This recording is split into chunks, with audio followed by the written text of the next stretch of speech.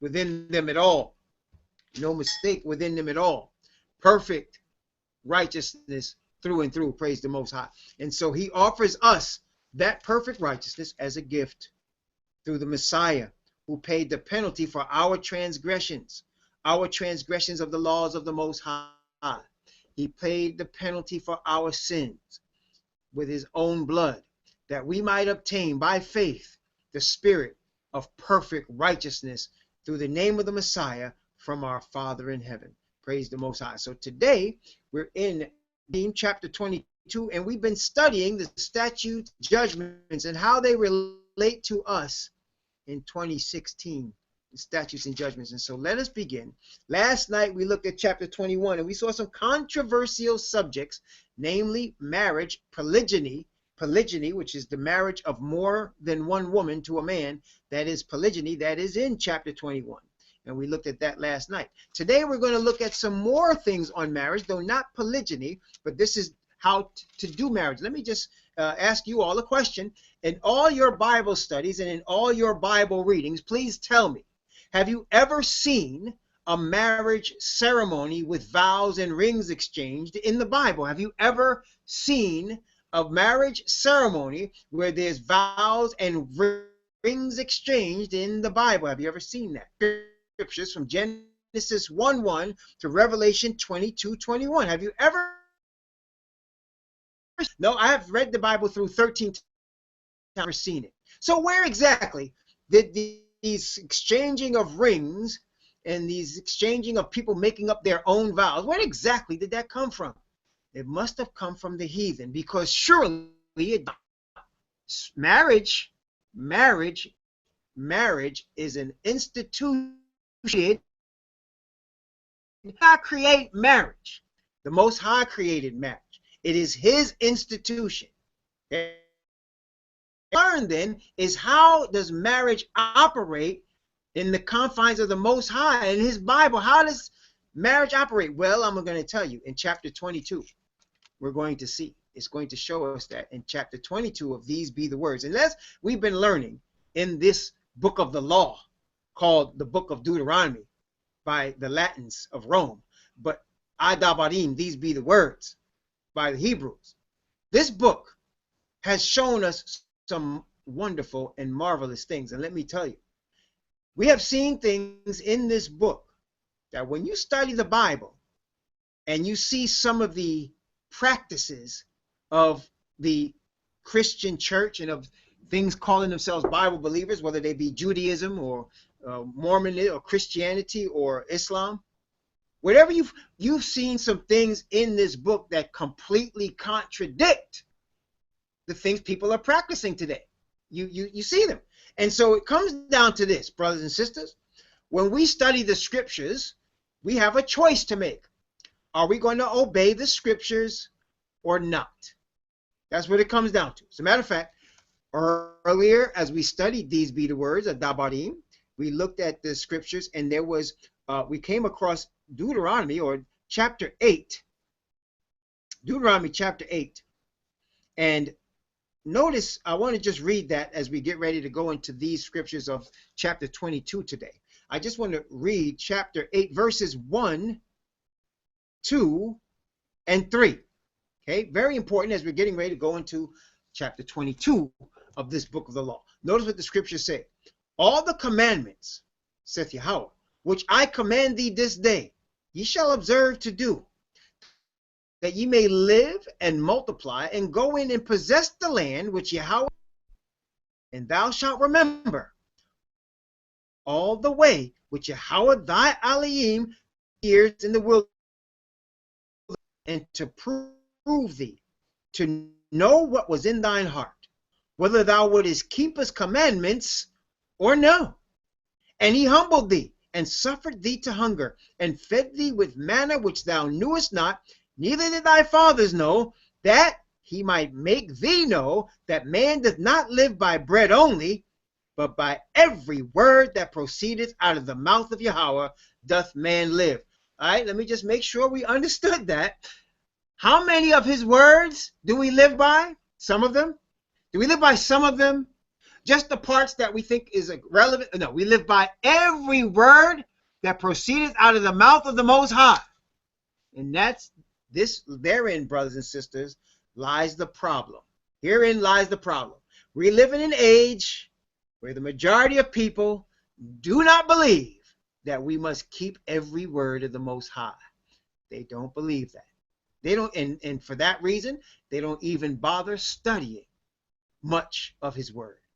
They study just those portions that they want to follow. But that is not so for his chosen people. His chosen people, and that's what we're going to talk about this a lot more later. But his chosen people have Yah as their deity. That's who they worship. And as followers of Yah, short for Yahweh, we're going to obey him. Now, other peoples can obey whatever they want. They can use this same Bible that we have, and they can take parts of it and make denominations and all kinds of things out of it. They're serving a different God. We're serving the one that's of this book, that told us whether we're going to keep, he said, make us decision whether we're going to keep his commandments or not, and that we're going to understand that we don't live by just food, physical food, but we live by every word that proceeds out of his mouth is how we live. Praise the Most High. So now we're going into, I'm saying all that because we're going into Deuteronomy chapter 22, and it's going to teach us about marriage. Now, yesterday, we didn't need more than one wife. And we understood all things are lawful, but not all things are expedient. Isn't that correct? We learned all things are lawful, but not all things are expedient. In the Western culture, dominated by Rome and Greece, in which we are raised, the topic of polygyny would be taboo because, you know, we're just not ready for that. Not ready for that in this day and age. But that doesn't necessarily, let me ask you a question. Let me just ask you a question. Because we're not ready for it, right? Because we're not accustomed to it. And that's cool. We're not accustomed to it. But does that make it any less true? Testing 1, 2, 3. Does that make it any less true? Does that make the doctrine any less true? No. So we may not be ready for it, and that's okay. He understands where we are. That's cool. But that doesn't mean it's not true. It's still true. A man can have more than one wife according to the Most High. He can have a wife, he can have a concubine, as long as what? Tell me what are the criteria that a man would have more than one wife. Y'all should know this. What is it that would cause him? What is the criteria that a man must pass? That's right. He's able to feed his wives. He provides for them. That's right. He's got to be able to provide for them. So there ain't no gigolos in the Bible. There's no gigolos. Nobody going around from woman to woman just sweet talking and romancing them, getting their sweet stuff and moving on. That's not in the Bible. Okay? That's not the way they do it. That's the Bible says. In fact, let's look and see what it says about such a man. First of all, we know a man that does such thing is what they call a whoremonger. That's what he is when he does these type of things. He's a whoremonger, right? He's a whoremonger. That's what the Bible says.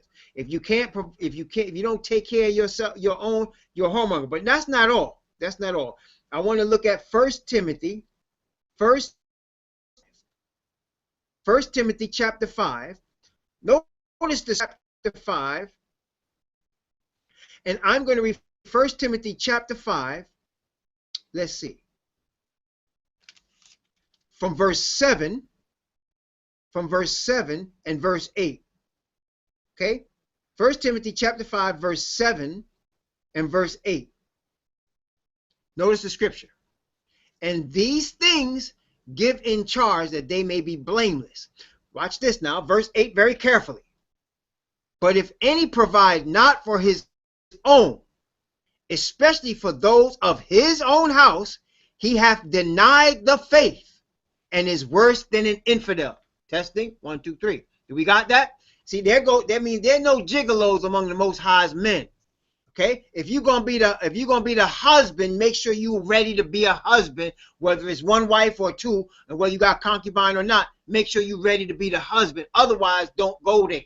And that's why, as we saw in the Bible, Isaac and Jacob did not take wives till they were 40 years old, because when they were 40 years old, they were prepared to do what? Provide for their woman. Testing 1, 2, 3. Prepared to provide for their women in their household. That's the thing, brothers and sisters. Okay? But again, I understand we're in a culture, in the Western culture, Even though people cheat on their friends like people change socks, in our culture is looked down upon. To come open with it and say, you know, you got more than one wife and you taking care of them. But that's all right, but it doesn't make it any less true from the scriptures. So now that's yesterday's lesson. Let's go into today. We're going to talk about, it's going to talk about marriage in general. You're going to see how far we've fallen from the ideal. Okay, we're going to see how far we've fallen from the ideal, brothers and sisters. Notice this, Deuteronomy chapter 22. We're going to start Deuteronomy chapter 22. I'm going to read from verse 1 down to verse, let's see, from verse 1 down to verse 4. Okay, Deuteronomy 22 from 1 to 4. Notice the scripture. Thou shalt not see thy brother's ox or his sheep go astray, and hide thyself from them. Thou shalt in any case bring them again unto thy brother. And if thy brother be not nigh unto thee, or if thou know him not, then thou shalt bring it unto thine own house, and it shall be with thee until thy brother seek after it, and thou shalt restore it to him again. In like manner and so shalt thou do with his raiment, and with all lost thing of thy brothers, which he hath lost, and thou hast found. Thou shalt thou do likewise, that thou mayest not hide thyself. Thou shalt not see thy brother's ass or his ox fall down by the way, and hide thyself from them. Thou shalt surely help him to lift them up again. What is this about? What is the principle here? We're dealing with what? We're dealing with being a good neighbor. Testing 1, 2, 3. And this ain't State Farm. We're dealing with being a good neighbor, right? Like a good neighbor, the Hebrews are there. Praise the Most High. So we're supposed to be good neighbors to each other. You're supposed to help. It didn't know. Notice what it didn't say. It didn't say your brother. It didn't say only if you like your brother. It didn't say only if you and him are tight. It say whether you. It only say even if you know him or you don't know him. If you found something that don't belong to you, you hold it for the person whose it is, and you give it back to him. If you know whose it is, you give it back to him. If you don't know, you hold it until they come looking for it, and you give it to them. I'm going to give you a story. My wife and I, under many, many trials we've been through, many, many trials over our 32 years of marriage, many trials. This particular trial took place a certain year, and this is when we were still half heathens, you know, thinking we were Christians or whatever, and we were keeping Christmas, okay? So bear with me. This is when we were ignorantly keeping Christmas, all right? So one year Christmas came, and of course we were broke. We barely had money to stay in the house we were in, much less buy Christmas presents. But that was in December. But then the Most High blessed us in January, and all of a sudden I got money poured out upon me in January. So we had Christmas for our children in January. So we went to Toys R Us, man, got them new bikes, got them toys, and out, boy, we was rejoicing. Went to the Sam's Club and loaded up on food. People thought we were going crazy. We went and bought $500 or $600 worth of food, and so we were just really rejoicing. So on my way out of Toys R Us, I'm walking. My wife and I are walking into the exit, and we see a roll of 20s on the ground. A roll of 20s, $20 bills on the ground on our way out of Toys R Us. My wife looks at it and she says, I wonder whose it belongs to. She was a good woman, you know. But you know what I did? I didn't say a word. I just scooped down like it was somebody was handing it off to me and put it in my pocket and kept walking, right? I put that roll of 20s in my pocket and didn't break stride. Right? And my wife said, wait a minute, Papa, you can't take that, belongs to somebody. I said, money don't got nobody's name on it except the dead president. It's mine now, right? And as she said that to me, somebody came walking behind us, and they looking on the ground. They looking on the ground. They looking all over the ground. And I knew right now that that was that person's money. So I said, what, you lost something? He said, I lost a roll of 20s. And I took it out my pocket and gave it to him, right? And praise the Most High for my wife and for the promptings of the Spirit. I did the right thing. You know, that was righteousness by works. That was right doing. It wasn't right being, because if it was up to me, I'd have kept that money in my pocket and kept walking. But my wife stopped me and said, wait a minute, that belongs to somebody. We got to find out who it belongs to. I said, find out what? And the man, whoever it belonged to, came walking behind us looking for his money. And I said, you lost the roll of 20s. And he was so grateful that I wanted to give us something. I said, no, I learned my lesson right there. So let me tell you something. The Most High wants us to be good neighbors. He will bless us with everything. Listen now. He will bless us with everything that we need. Always. Okay? Anything, that we need, he will take care of us and bless us with, right? We have no need to steal or to take what doesn't belong to us, right? Yeah. So brothers and sisters, he wants us to be good neighbors. Good neighbors. Now, it says here, and these be the words, it's when your brother, your fellow Hebrew, that's what they're talking about. Now, remember, these be the words are pertaining to the Hebrews. This is a conversation between the Most High and his Hebrew people. That's what this book is about. But remember what the parable the Messiah gave us. And the man asked him, he said, love your neighbor as yourself. And then the man said, well, who's my neighbor? Tried to get the Messiah to say, who's my neighbor? And at the end of the parable, remember he said, who was neighbor? He said, the one that had mercy on him. He said, go and do thou likewise. So he's teaching us that we're to be good neighbors to all people, not just Hebrews. Testing. 1, 2, 3. Honesty, brothers and sisters. Honesty comes from the spirit of righteousness. See, let me tell you something. Honesty, you know what? Being honest doesn't come from because you're a good person. That's the worldly way of thinking about it. Oh, you're such a good person, you're honest. No. All of us have sinned and come short of the glory of the Most High. Isn't that true? All have sinned. So you can't say it's because you're a good person. You're honest because the Most High has taught you, right, through his righteousness to do that which is right.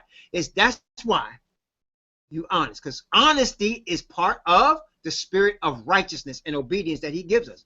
Praise the Most High, that he convicts us. He convicted my heart at that moment, and I reached in my pocket and gave the man his roll of 20s, right? He convicted my heart. If he hadn't done that, I'd have kept on walking, and he could have been looking for his 20s all day. He wasn't going to find them, right? But I gave him back to the man. So he convicted my heart to give him back his roll of 20s. So this is the thing, brothers and sisters. We do the right thing because the Spirit of the Most High teaches us in his righteousness to do the right thing. And then also we are what? We are grateful. We are thankful for what he has done for us, right? We know what he's done for us, how he's taken care of us. And also we also know that he's blessing us when we are honest and do the right thing. He will bless us. So look how this works. He gives us the spirit of righteousness. And when we obey the spirit of righteousness, he blesses us more. When we obey the spirit of righteousness, he blesses us more, right? And he doesn't have to, but he does that. So we receive by faith cleansing from the blood of the Messiah. So all our sin is forgiven that we have confessed to the Father in the name of the Messiah. He gives us the robe of perfection of his own righteousness that we don't deserve. And in that robe is a spirit that causes us to be obedient. It's a spirit. And as we receive that spirit and we do something like be honest, he's going to bless us more. Amen. He's going to bless us more. When we take care of the poor, when we do something out of his spirit, he blesses us more. To give man praise. You're such a good person. Or you're such a giving person. Oh, you're so good. But we know better. We know better, right? We know better. So we know that it's just the blessing of the Most High. He gets all the praise, the honor, and the glory. Praise the Most High. He gets all the praise, the honor, and the glory because all the blessings come from him. He comes from him. The spirit comes from him and the actions come from him. Okay? Praise the Most High. Okay. These be the words. Deuteronomy chapter 22 from verse 5 down to verse 12. Okay? From verse 5 to 12. This is one thing it's all one thing. Watch this. The woman shall not wear that which pertaineth unto a man, neither shall a man put on a woman's garment. For all that do so are abomination unto Yahweh thy Elohim. If a bird's nest chance to be before thee in the way in any tree or on the ground, whether they be young ones or eggs, or the dam sitting in eggs, thou shalt not take the dam with the young, but thou shalt in any wise let the dam go, and take the young to thee, that it may be well with thee. When thou buildest a new house, then thou shalt make a battlement for the roof of thy roof, and thine house. If any man fall from thence, thou shalt not sow thy vineyard of divers seeds, lest the fruit of thy seed which thou hast sown fail. Thou shalt not plow with an ox and an ass together. Garment of divers colors or together.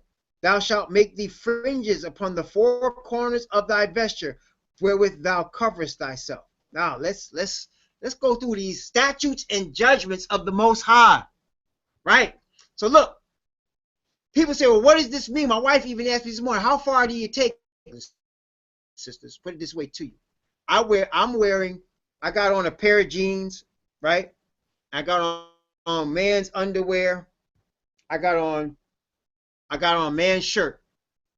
A woman shouldn't wear this stuff I got on. This is my stuff. This is a man's stuff. What it's really trying to say, a woman should not try to be a man, and a man should not try to be a woman. That's what he's talking about. Are you catching me? It's not necessarily about the stuff. Somebody said, well, women shouldn't be wearing pants. What it really is saying here, okay, is a man should not be trying to be a woman, and a woman should not be trying to be a man. And you guys know what I'm talking about. You see a man that's trying to be a woman, he's going to put on his jewelry like a woman. He's going to put his hair like a woman. He's going to put on jeans and try to act like he got curves like a woman. That's what it's talking about. And you see a woman that's trying to be like a man. She's gay and she wants to be a man. What's she going to do? She's going to put her wallet in her back pocket like she a man. She's going to put on man's pants. She's going to put on man's shirt like she's a worker. She's going to even try to put hair on her face like she's a man. A woman should not try to be a man, and a man should not try to be a woman. That's abominable to the Most High. You catching what I'm saying? Testing 1, 2, 3. Do you got me? Feeling that? That's what we're talking about. That's what we're talking about. Okay? Okay? That's what we're talking about. Now, again, let's take it just a little further. It is obvious that there are clothes, even in our culture and society today, there are clothes that is made for a woman. It is obvious. There are clothes that are made for a woman. Why? Because a woman's body is shaped different than a man's body. She has a little bit more meat on her hips, right? She's got a little bit more meat in certain areas. A woman has more fat on her generally than a man has. Testing 1, 2, 3. So there are certain clothes that are made for a woman. Let's give some specifics. A man has no need to wear a bra, right? A man has no need a bra. So if you see a bra, you know there's a problem, right? Testing 1, you catching me? All right? Right. So a man is not, now let's break it down even further for the listeners that may hear us on YouTube. All right? Look. There are women that naturally have no desire for a man. I mean, from the womb. People don't like to hear that, and I'll tell you in a minute why they don't like to hear it. Their doctrines are perverted, so we'll go into that in a minute. And there are men that are born and have no natural inclination to a woman. And y'all have met some of them. Testing 1, 2, 3. There are people that are born that way. I'm not talking about people that have been turned out. They have men that have been raped by men, and they've been turned out, and they begin to believe, they receive that spirit, and they begin to believe they are homosexual, and they go that way. And they are women in the same vein. They've been raped. Usually it happens to women, she's been raped either by a grown man when she's a child, or she's been turned out by a woman, and then all of a sudden they're going that way.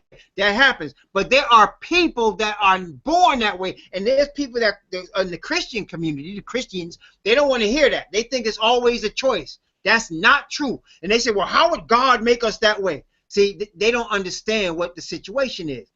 The Most High didn't make people to be blind or deaf or crippled or gay. He made Adam and Eve perfect. Is that true or not? He made Adam and Eve, there was no blemish in them. Adam wasn't looking for a man with a penis when he had Eve next to her, and she wasn't looking for no woman with a vagina when he had Adam next to her. They are naturally inclined to each other. But sin entered the picture. And when sin came, all types of perversions came with sin. People were born with angry dispositions. Some children born happy, some children born with a brooding attitude. There's some people born one way and some people born another way. And you catch them genes from your ancestors. Testing 1, 2, 3. You catch them genes from your ancestors. All right? You know, you might have a woman and she is not inclined to a man. She's attracted to a woman. And nobody in the family understands it. But then there's this old aunt or this great grandmother, and she secretly had those same feelings, but she just never let them out. And it came out in her granddaughter. That happens, brothers and sisters. Now, what do we do about that? This is what you do. Let me show you the scriptures. Notice what the scriptures say. Let's go to the Messiah for the answer in the renewed covenant. The renewed covenant, that would be Matthew. Matthew. Let's look in the renewed covenant in Matthew. And I'm going to the Sermon on the Mount in Matthew. Let me see here. Going to the Sermon on the Mount in Matthew chapter 7, I believe. Let me just make sure I'm getting it right here. No, not chapter 7. Not chapter 7. Wait a minute. Wait. Hold on. We're going to catch this here. Bear with me one moment. I'm going to catch it right away. Where he's talking about marriage. Hold on. There it is. Matthew chapter 5. Matthew chapter 5. Matthew 5. Okay. Matthew 5. Well, I'm actually not looking at that one. I'm looking for, it's in another place. I'm looking for the cross reference to this. Hold on one second, brothers and sisters. Bear with Brother Glasgow for a minute here while I find what I'm really looking for. I was looking in Matthew 5. It's in Matthew 5, but he breaks it down in a little bit more detail in Luke, I believe. So let me just make sure I find it here in Luke. Because let's look at it in Matthew first, just so that you know what I'm talking about. So let's look at it in Matthew first, then I'll find it in Luke. Matthew chapter 5, from verse 31 down to verse 32. From 31 and 32, right? Matthew 5, 31 and 32. It says, it hath been said, whosoever shall put away his wife, let him give her a writing of divorcement. But I say unto you, that whosoever shall put away his wife, saving for the cause of fornication, causeth her to commit adultery. And whosoever committeth adultery. So now we're talking about adultery and fornication and his marriage. And now remember, it's Matthew chapter 19. Let's go to Matthew 19. That's what it caused me to remember. Matthew 19. And notice what it says. From Matthew 19, from verse 7, I'm going to read down to verse 12. We're dealing with people that have feelings for the same sex. Matthew 19 from verse 7 to 12. They say unto him, why did Moses then command to give a writing of divorcement and to put her away? He said unto them, Moses, because of the hardness of your heart, suffered you to put away your wives, but from the beginning it was not so. And I say unto you, whosoever shall put away his wife, except it be for fornication, and shall marry another, committeth adultery. And whoso marrieth her which is put away doth commit adultery. His disciples said, if the man be so with his wife, it is good not to marry. But he said unto them, all men, watch this, all men cannot receive this saying, save they to whom it was given. For there are some eunuchs which were born womb, and there are some eunuchs which were made eunuchs of men. And there be eunuchs which have made themselves eunuchs for the kingdom of heaven's sake. He that is able to receive it, let him receive it. Eunuch is somebody that's incapable of normal sexual relations. A eunuch does not have normal sexual relations. So if somebody is born and they don't have the desire for normal sexual relations, they shouldn't be with anybody. Testing 1, 2, 3. There are people born that way. They shouldn't be with anybody. Nothing. It's not. See, it's the devil that says, well, if you're a man and you don't have a desire, sexual desire for a woman, then you're supposed to commit sodomy. That's something you got to teach them to do. That's not something they're supposed to do. Okay. Testing 1, 2, 3. Okay. That's not something you're supposed to do. Okay, so if you're a woman and you're born and you're not really interested in sex with a man, well, you're just not supposed to be with anybody. You're a eunuch from the womb. He that is able to receive it, let him receive it. And I've seen gay people be by themselves a long time. I've seen gay people be by themselves a long time. I believe that they've been given that because they haven't had the gift of having a desire for the opposite sex. See, so not everybody that has a desire for the opposite sex is supposed to be coming around dressing like a man and trying to be like a man if she's a woman, and dressing like a woman and trying to be like a woman if he's a man. They just mean they're supposed to be by themselves. They cannot marry. They're not supposed to be with anybody. That also goes to show you not everybody that's born is supposed to be married. Huh? Just because you are physically able to have sex doesn't mean you should be married. Because then the person that actually can have sex. Any man body is capable of having sex, but not every of being a husband. And on the opposite side is true. Any woman is capable of having sex and enjoying sex, but that doesn't mean that that woman is ready to be somebody's wife. And as followers of the Most High, we need to understand that. If people would understand that and follow the ways of the Most High, there would be a lot less divorces. If we follow his blueprint, there'd be a lot less divorces. There really would be. There'd be a lot more homes intact if we follow his blueprint. But people don't do that. We follow the blueprint that we make up between what Hollywood shows us and what Christianity churches show us and what Rome shows us. We follow the blueprint of different things, and we follow our own hearts, but we don't follow the Most High's blueprint. And he is saying very plainly here what we ought to and ought not to do in these situations. So when he says don't wear what pertains to a man and man don't wear what pertains to a woman, don't try to act like a woman if you're a man, and don't try to act like a man if you're a woman. Testing 1, 2, 3. You got me? Everybody got that? Testing 1, 2, 3. Yeah. Okay. I mean, and I'm not saying, like I said again, I just want to stress, because you know what? I got some t-shirts. I'm gonna get a little bit lightly graphic here, just lightly graphic. Okay, so bear with me, sisters. I got some t-shirts, and I'm gonna tell you the truth. I like to see my wife in some of my t-shirts. I don't know about the rest of you brothers, but I like the way my wife looks in some of my t-shirts. Okay, I like the way she looks in some of my t-shirts. And sometimes she wears some of my sweat top when she cold. I like the way she look in my sweat top. You know what I'm saying? So hey, I mean that's in our house. That's just us. You know what I mean? So that's what I'm saying. So, but really, she's not trying to be a man, right? She's not trying to be a man when she puts on my t-shirt. You understand what I'm saying? She's not trying to be a man.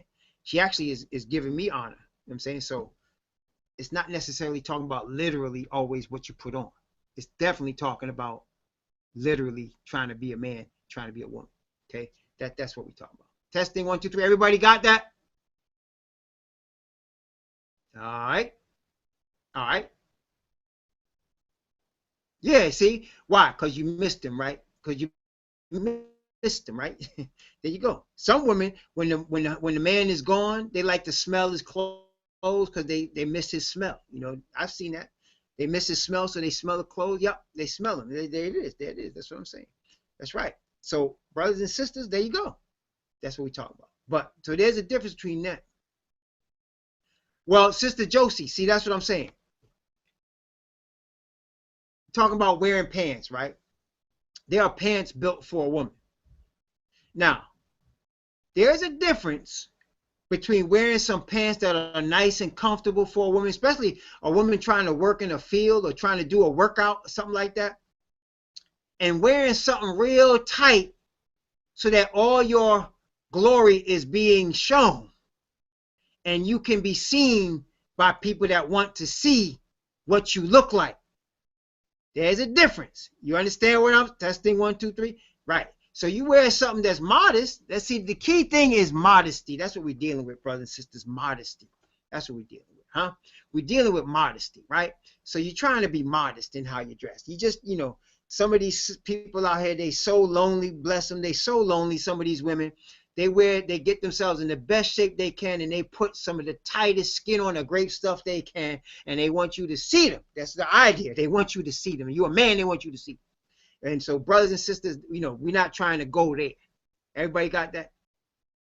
Everybody, we're not trying to go there. All right. Well, see, Sister Josie, if that's your conviction, but if it's just a righteousness by works trip, be careful, because you're not winning no points with the Most High. You might just be making yourself uncomfortable. So definitely the thing is modesty. All right. Okay. Everybody got that? All right. Let us continue then. Next thing he said is, if you come across a bird's nest. Now, let's look at this again. We're reading here and we're looking at the principles of the statutes and judgments that the Most High is teaching us. So we read, he said, if you come across a bird's nest and you see the eggs with the bird, he said, let the bird live. Don't eat the bird and kill the bird. He said, if you're going to take the eggs, but don't kill the bird. What's the principle here? What's the principle here? He said, thou shalt not take the dam with the young. The dam meaning the mother. What is that? What's the principle here?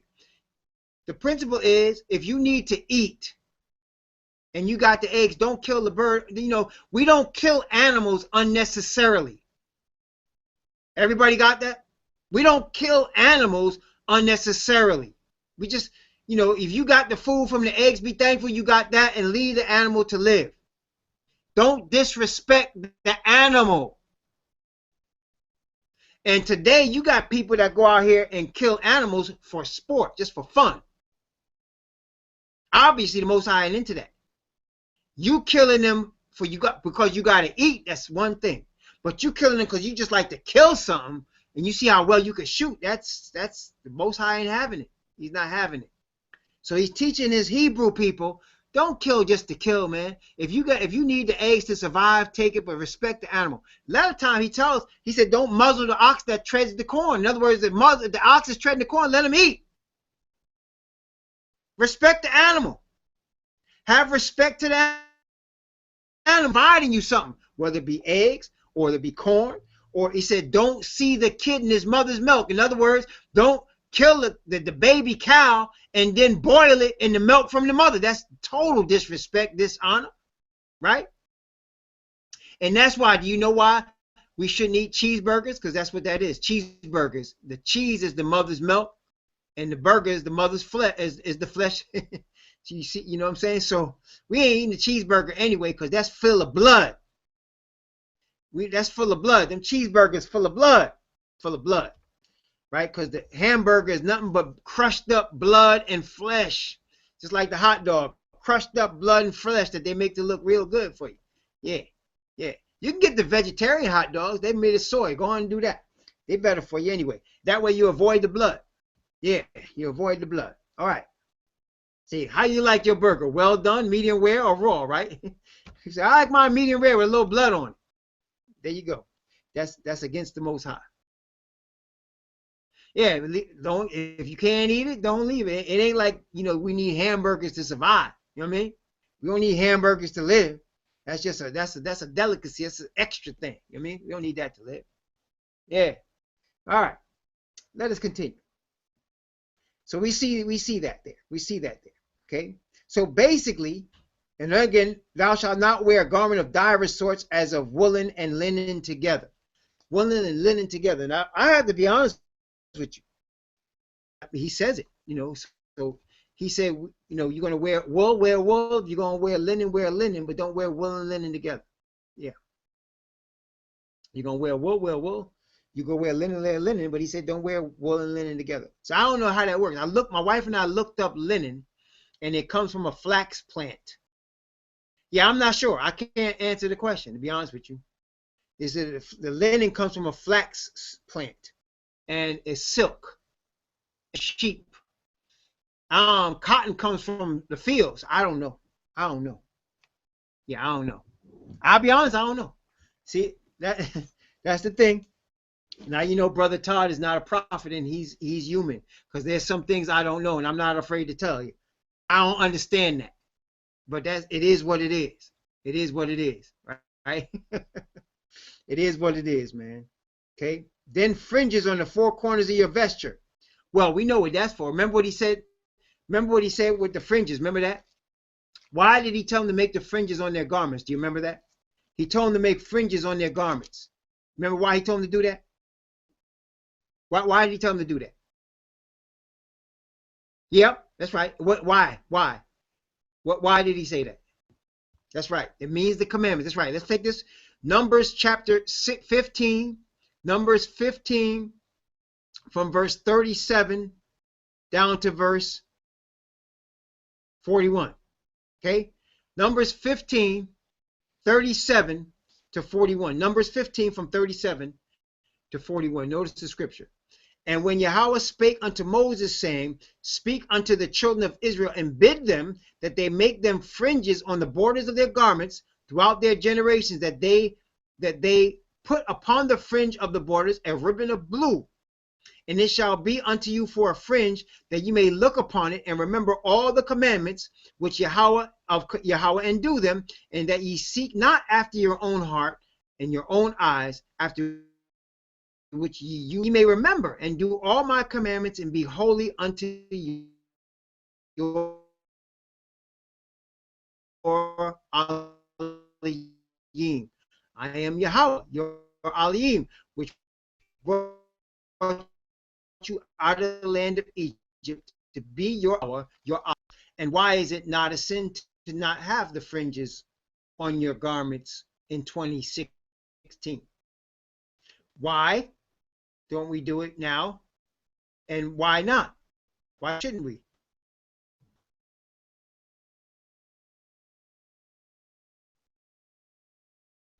Hello?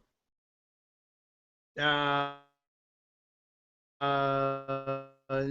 not the priest. You're on the right track, Sister Elaine. You're on the right lane. Although that is, Brian, we're not in the land. That's true too. Let me ask you, do you guys know what of the new covenant? What is the commandment of the new covenant? What is exactly the new covenant? What is the new covenant? What is the new covenant? Nope. Come on, we read it every week. Tell me what the new covenant is. Nope. The new covenant. Come on now, y'all disappoint me. Come on. We read it every week. What is the new covenant? What is the new covenant? The new covenant to us. What about the heart? That's it. What about the heart? She's on the right path. No, Brother Brian is right. The law is on our hearts. That's right. The new covenant said his commandments are written on our hearts. That's the same reason you can be an Israelite and not be circumcised, because the commandments are in your heart. When you receive the Messiah, you are receiving the covenant of obedience, of righteousness in your heart. Testing 1, 2, 3. Everybody got that? So that's why we don't need to wear the zit. Some brothers wear them. They wear the ribbons of blue. They call them zits. They wear them because they want to remember to keep the commandments. Okay. But if you're under the new covenant, then the commandments were written by the righteousness of the Most High on your heart. That's why you also don't need to be circumcised. Okay? That's why you also don't need to be circumcised, because the commandments are written on your heart. The circumcision is an outward sign in your flesh that you are obedient to the covenant of Yah. But as the scriptures teach us, when you receive the Messiah, this righteousness of the Most High covenant is in your heart. Okay? Okay? Yeah, there it is. This is wool and linen. Okay. So it's a mingling of wool and linen, right? Is that what you're saying? Mingling, wool and linen. Okay. Mingling of seed to bring confusion. That makes sense. Sister, thank you so much. That makes sense, because that's why he said you should not sow, like, we can't sow an apple tree and an orange tree in the same seed, right? Because you're messing it up. But wait a minute. Isn't that what they do with genetic engineering? Huh? Don't they take the seeds of different things and put them together? Generally, that's right. That's right. Genetically modified organisms. So that's what it's about. Genetic modification. Sister, praise the Most High. That came from the Father. Praise the Most High. We asked for the Spirit to guide us in truth, and look what he did. Praise the Most High. So it's about genetically modifying organisms. Oh, that's what it is. And we are seeing the results of GMO in our society, right? It's causing cancer, diabetes, all kinds of issues. We're seeing the results of them mixing different seeds of different things together to make an organism. We're seeing the results, right? We're seeing the results. Praise the Most High for that teaching. Amen. I love learning new things. Now I understand. Praise the Most High. All right. That's a blessing. Praise the Most High. So it's about mixing the seed. Huh? And look, we got two witnesses, Leviticus 19:19, along with Deuteronomy 22:12. Deuteronomy 22:11. We got two witnesses. Praise the Most High. All right. That's beautiful. And is it Zechariah or is it Zephaniah or Zechariah? Zephaniah or Zechariah? One of them. We got two or three witnesses. Praise the Most High. Okay. That's a blessing. That's a blessing, sister. Praise the Most High. Where is it? Is it Zephaniah chapter 1? Is it Zephaniah chapter 1? Let me look at it. Zephaniah chapter 1. Okay. Okay. Okay. Here. I'm just looking at okay. I have to look at it further later, but I got you. Oh, by the way, I looked up beard. Remember that? About the beard? I looked up. Do you know what beard means in Hebrew? Do you know what beard means? It's zakan. Zakan means old. It's not even like talking about it means old. Zakan.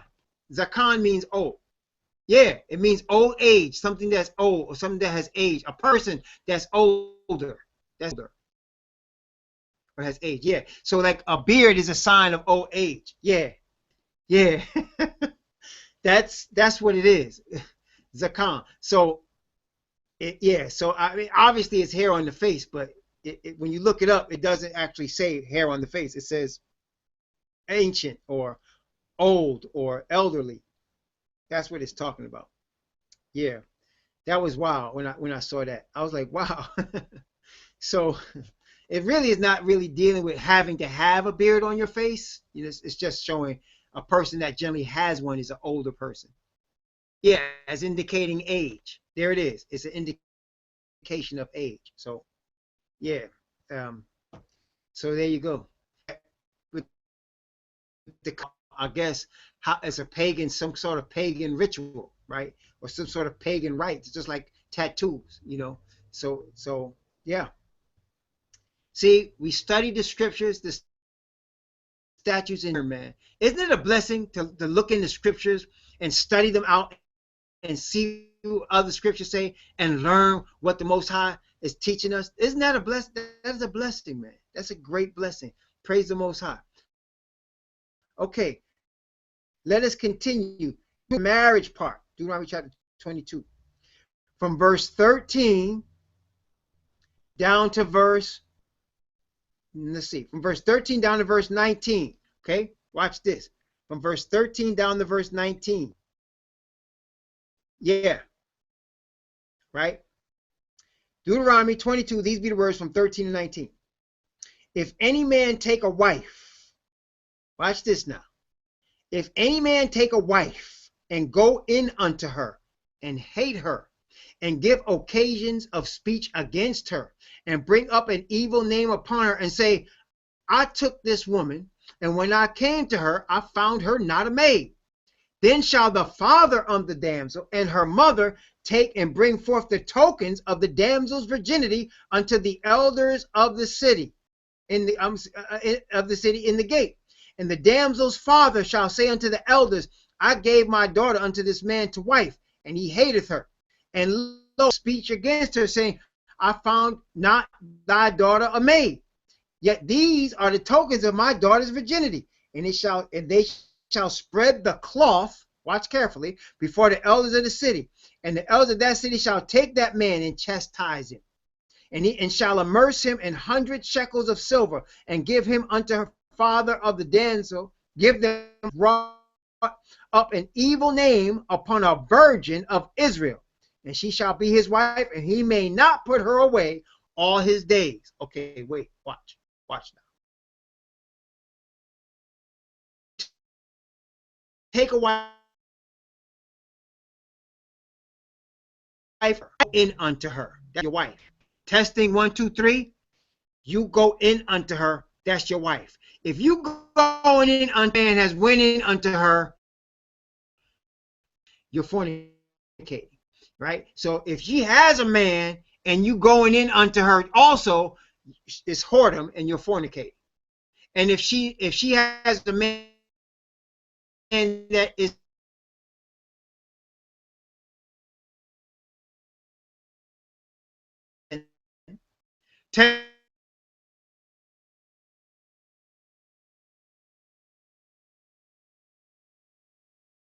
man, or she is breaking up. Testing 1, 2, 3. Is it breaking up on both Power Talk, and is it breaking off on both Power Talk? It's good now. Okay, so a woman has a husband, or she's a concubine, means she has a boyfriend, and another man has her while she's still with the other guy. That's fornication.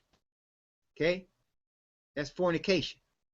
But if you have an arrangement that you are going to be a man's husband, a man's wife, and he's going to be your husband, that's your husband. There's no other man or no other, well, maybe another woman, but there's no other man involved.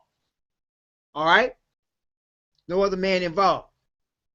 Now, notice when you go in unto her, there was certain expectations. Can you tell me what the expectation was? When a man goes in unto a woman and he becomes her husband by the act of sex, she was not supposed to have had any other man prior to that. Now, somebody say, what about a second husband? Yes. I mean, yeah, if she had been divorced, Bible says she can go marry another man, or if her husband died, that's different. But we're talking about first marriage. She's supposed to be a virgin. Now, you go look high and low. About the only virgins you're going to find today are in elementary school, right? High school, it's over. 1, 2, 3. When they get to junior high school, it's over. Never mind high school. By the time they get to high school, they veterans. They veterans. Okay? So elementary school, that's it. That's how bad it is today. But this is for all them people that claim that Mary or Miriam, the mother of the Messiah, was pregnated by Joseph. It was expected that she's supposed to be a virgin before he has her. So Joseph made an arrangement with Mary's family for him to have her. They were betrothed. That means that she's his wife until the day that they arranged for him to come in unto her. So the Bible says before they came together, she was with child. So she was pregnant before Joseph came in unto her. And Joseph was going to put her away privately because she has played the whore. But then the angel came and said, she's pregnant, but it ain't by no man. She's pregnant by the spirit of Yahweh. That's what made her pregnant. And that's why she was, and it was expected she was supposed to be a virgin when Joseph was going to go into unto her. See? So that this whole foolishness, these people out here talking about Joseph being the father, Joseph is not the father. Okay? Joseph is not the father. And they said, well, Joseph is the tribe of Judah. How you saying he's not the father? They made him of the tribe of Judah. Because the Most High can choose any tribe he wants for his son. He don't need no man to choose a tribe. Okay? He don't. This is the Most High. He can choose any man he wants. People don't want to buy that, but it's true. Now, Every woman is supposed to be a virgin. Now, some say, well, what are we going to do today, man? Today is so full of whoredom and harlotry. How are we supposed to get a virgin today to marry? Well, you ain't going to get one. That's that's the bottom line. But a woman can be made a virgin. How is she made a virgin? How is a woman made into a virgin when she's been used up like Miriam Magdalene? How is she supposed to be made a virgin? She has to be cleansed. That's right. She has to be cleansed by the blood of the Messiah. Let me give you the four things that she needs to be cleansed. Are you ready? Listen to me carefully, sisters. You want to be a virgin again? Listen to me carefully. Are you ready? Here we go. First, she has to be cleansed by the blood of the Messiah. Means she confessed all her sins to her Father Yah in the name of the Messiah. Number one, everybody got that? Okay? Number two, she puts on perfect righteousness from Yah in the name of the Messiah. All right? So she's cleansed from all her sin from her Father Yah through the blood of the Messiah. She puts on perfect righteousness that she receives in the name of the Messiah from Yah. Okay? Number three, she needs to be washed in water and made clean. In other words, she needs to be baptized. Huh? Testing 1, 2, 3. She needs to be baptized. Right? Right? She needs to be baptized. Number four, she needs to be physically cleansed. If she's been out there having sex with different men, her womb has received some semen. It needs to be clean. She needs time for her body and her mind to be clean from all the filth she had been involved with before. Otherwise, she's going to bring stuff from her previous relationships to her new relationship. And if she's going to be a virgin, she got to be starting off new, right? So she got to be cleansed from all that. So she got to be cleansed from all the things about from her previous. This is the key here. This is where people get messed up. People are so lonely that they want to get it done in a hurry. They want to be baptized, born again, saved, and married in a matter of days if they can. Okay? I mean, no, not necessarily 7 years. Not necessarily 7 years, but it does take at least, I would say, 6 months to a year. You know, at least. You got to be cleansed from filthiness, from all the stuff people have. If you want a man that's going to be your husband, he's going to have his hands on you. You don't want the scent or the smell of any other man to be on you. Huh? Testing 1, 2, 3. Are you following me? You don't want the scent, the smell, the memory, nothing from another man to be on you when you're giving yourself to a new man. It takes time. Most people, to make that happen, they're rushing because they're lonely. And they end up bringing garbage from their previous relationships into the new one. And it's all messed up. Now, there's a fifth thing too.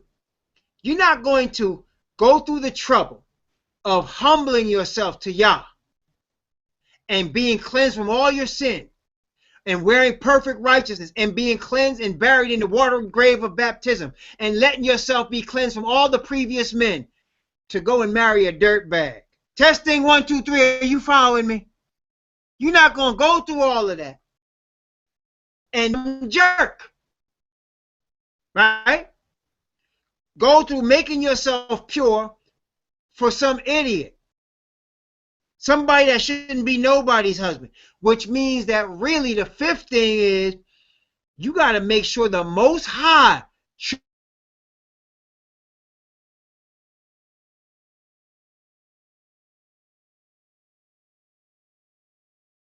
chooses your husband.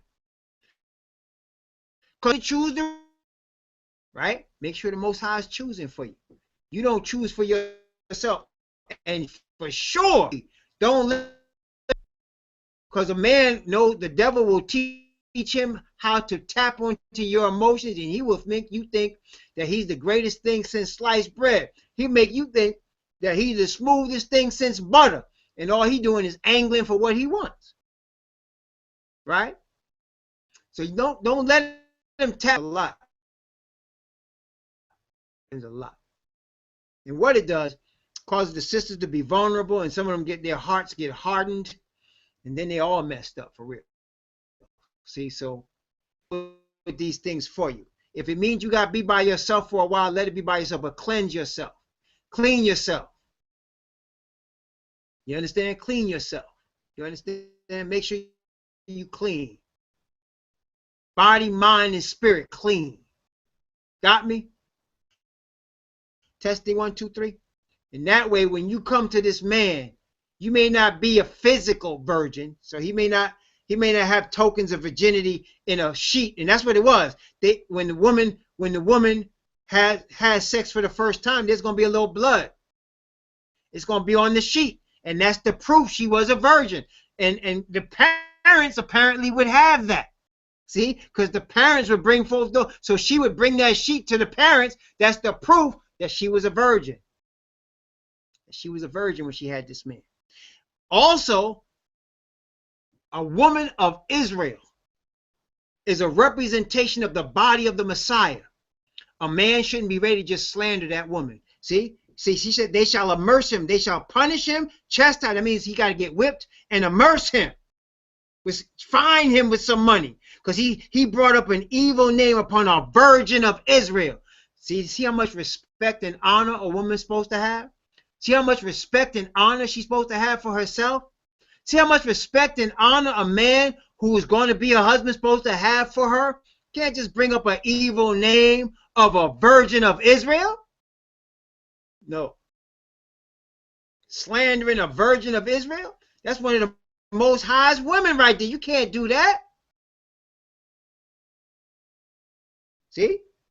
Shall immerse him. It's a serious thing on both sides. So you can see that. So he's going to get whipped and fined. he gonna blab about the woman not being a virgin because he didn't like something about her, and she was a virgin, and he gonna spread some gospel about her. The elders of the city say, we're gonna fix you. So brothers, we have respect for the sisters. Sisters, we honor the brothers, and we make sure we clean and pure and honorable. That's the woman right there. Clean and pure and honorable. That's not what you see in today's society with the sisters out here today. There's very few of them that are clean, very few of them that are poor, and very few of them that are honorable. It's not a lot of sisters like that out here. Not a lot. Testing 1, 2, not a lot. Not a lot. They lose that in this world. Okay? All right. Now, let's continue. These be the words. Just a bit more sterner here. These be the words, chapter 22. We're going to read from verse 20 down to verse 21. Actually, down to verse 22. Of Deuteronomy, chapter 22. Notice what the scriptures say. But if and the tokens of virginity be not found for the damsel, then they shall bring out the damsel to the, and the men of her that she died, because she hath wrought to play the whore in father's house. So shalt thou put away evil from among you. If a man be found lying with a woman married to an husband, then they shall both of them lay with the woman. Shalt thou put away evil from Israel. Now look, and serious the marriage relation is. It's between these two people. This woman should not have any other man on her. Just that's it. And if she has a man, another man comes and lays with her, Bible say both of them should be put to death. That's adultery. Because she's only supposed to be with one man. Testing 1, 2, 3. They say if the woman was in her father's house and had sex with a man before she was given to marriage, she played the whore. And if we was in the land, she should die, but we not in the land, right? If we was in the land, she should die, but we not in the land right now. And look, The women are playing the whore in their father's house these days? Do you think? Yeah. Brothers and sisters, we don't know the half of it. We don't know the half of it. It's going on out here. So, brothers and sisters, he takes this relation between the woman. See, we are all concerned with going in church and saying vows. The Most High say, when you go in unto her, that's your wife or your concubine. You better be ready to take care of her. And sister, if you let him come in unto you, you ain't having no other man. This is your man for life. Until he dies, that's your man. That's your man. So make sure you go in, you letting the man get with you. Make sure you ready that's your man for life. That's what it's got to be. That's yours for life. If you ain't ready for that, don't go there. Don't let him have you. Okay? And if you dealing with it on that vein, if you understand to the Most High, this is for life, this is your husband, you got to be careful because it's more than just what he looks like, right? It's more than just what he looks like. It's more than that. It's way more than that. Way more than that. Okay? So, there you go. It's very serious. Very serious. Okay? Let's continue. Deuteronomy chapter 22 from verse 23 down to verse 27. From verse 23 down to verse 27. Here's the next little statute. If a damsel that is a virgin be betrothed unto a husband, and a man find her in the city and lie with her, then ye shall bring them both out of the gate of that city, and ye shall stone them with stones, that they die. The damsel, because she cried not, being in the city, and the man, because he hath humbled his neighbor's wife. So thou shalt put away evil from among you. But if a man find a betrothed damsel in the field, and the man force her and lie with her, then the man only that lay with her shall die. But unto the damsel thou shalt do nothing. There is in the damsel no sin worthy of death. For as when a man rises against his neighbor and slayeth him, even so is this matter. For he found her in the field, and the betrothed damsel cried, and there was none to save her. See? So if she willingly go with him, then she not going to make no noise. If she don't, she's with it. And if he rapes her, and he be found a rapist, he's supposed to be put to death. Okay? Rapists put to death in the land. And notice, betrothed, that means there's an agreement. When they are betrothed, they haven't come together yet. Y'all following me? Engaged. But it's different from engaged. Because in engaged, you know, you're not really married, and people do all kinds of things when they're engaged. But in the Bible, when you betrothed, that means you have an agreement. That woman is not going with anybody else. That's 2, 3. She's not sleeping with anybody. And when they consummate the marriage, that's when they consummate it. But they betrothed. That's her husband. They already made that agreement. A lot of times in cultures, they betrothed them way before they actually, years before they actually get married. They're betrothed. The families arrange the marriages, especially in places like India and Africa. They arrange these marriages year before these children are grown, man. Yeah, right. Because if they did, there'd be a lot of dead people in 2016. Let me tell you, right?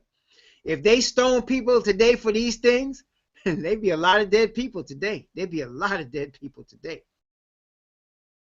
Or on the other hand, there may be a lot less rape. Maybe if every rapist knew that if he got caught, he was be put to death. Maybe there'd be less rapists out here, right? If every rapist knew they'd be put to death. Okay. There was none to save. All right, let's continue. The last part. Deuteronomy chapter 22, from verse 28 down to verse 30. Okay. So that is a virgin, which is not betrothed, and lay hold on her, and lie with her, and they be found. Then the man that lay with her shall give unto the damsel's father 50 shekels of silver, and she shall be his wife, because he hath humbled her. He may put her away all his days. And a man shall not take his father's wife, nor discover his father's shirt. Now wait, father's skirt, excuse me. Look, So if they just fornicating because they just want to get together and they be found, that's his wife now.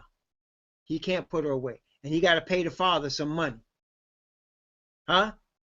So if young dudes had to pay 50 shekels of silver for every girl they messed around with, there'd be some rich daddies out here. And there'd be some poor brothers. Right? There'd be some poor brothers. But if you humble, the Bible says, you know, she was a virgin, you were her first. That's your wife right there. You're not supposed to be the first of no virgin and just leave her be, like brothers do. It's an honor to be a woman's first. And if you are first, that's your woman. Period. That's your woman. That's your woman. But don't worry about that, because in this day and age, you ain't going to find that too much. Once they get out of junior high school,